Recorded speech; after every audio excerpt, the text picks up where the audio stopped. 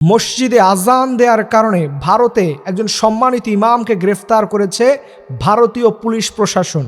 আমরা এর তীব্র নিন্দা এবং প্রতিবাদ জানাচ্ছি এবং আমি গোটা বিশ্ববাসীর তাওহীদবাদী মুসলমানদেরকে বলবো, আপনারা এটার প্রতিবাদ করুন। এর কারণ হচ্ছে শুধু একটা মসজিদেই আজান বন্ধ করে দেওয়ার ষড়যন্ত্র ভারত করতেছে না।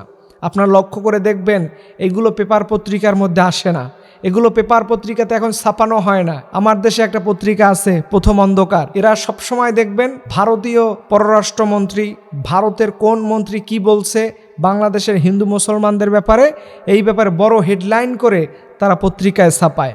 অথচ আপনি দেখবেন এই প্রথম অন্ধকার জাতের যতগুলো পত্রিকা আছে, এরা ভারতে যে মুসলমানদের উপর এত জুলুম, এত নির্যাতন, এই যে মসজিদগুলোতে আজান বন্ধ করে দেওয়া হচ্ছে, মসজিদের সামনে ঢোল তবলা বাদ্য নিয়ে হিন্দু রেওয়াজ অনুযায়ী তারা গান বাদ্য করতেছে, মসজিদ থেকে মুসলমানদেরকে বের করে দিচ্ছে, মসজিদের মধ্যে ঢুকে অশ্লীল নোংরা ভাষায় মুসল্লিদের গালিগালাজ করা হচ্ছে এবং অনেক মসজিদের ভিতরে ভাঙচুর চালানো হয়েছে। এই জাতীয় কাজ করার পরেও এই দেশের এই যে প্রথম অন্ধকার নামের যে পত্রিকাগুলো আছে, একটা কলামও তারা এই তাদের দাদাবাবুদের বিরুদ্ধে লেখে না। কেন? এটার কারণটা কি?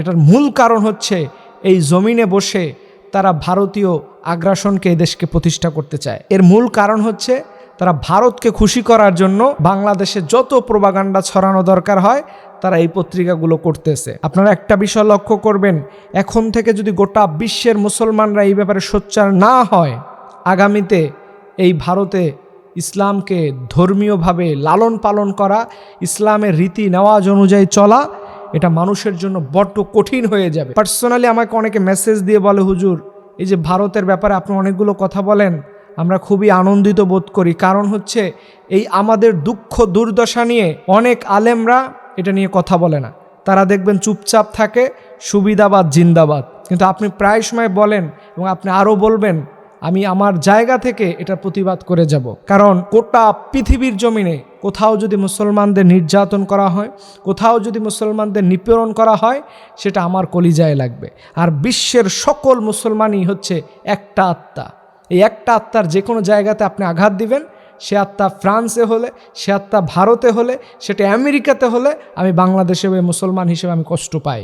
এর জন্য আমি ভারত গভর্নমেন্টদেরকে অনুরোধ করে বলছি, আপনারা ধর্মীয় ব্যাপারে এই অপরাজনীতি করতে যাবেন না, ধর্মীয় ব্যাপারে মানুষের মধ্যে দ্বন্দ্ব ছড়াবেন না, ধর্মীয় ব্যাপারের দোহাই দিয়ে মানুষের মধ্যে আপনার উগ্রতা সৃষ্টি করবেন না। কারণ আল্লাহ সুবহানাহু ওয়া তাআলা একজন স্রষ্টা, একজন রব, সকল ধর্মের বিশ্বাসী মানুষদের কাছে আছে। সো অন্য ধর্মের আঘাত করবেন না। আল্লাহ সুবহানাহু ওয়া তাআলা যেন গোটা পৃথিবীর মানুষকে যার যার ধর্মকে বুকে আঁকড়ে ধরে পালন করার তৌফিক দান করুক। সকলে আমিন।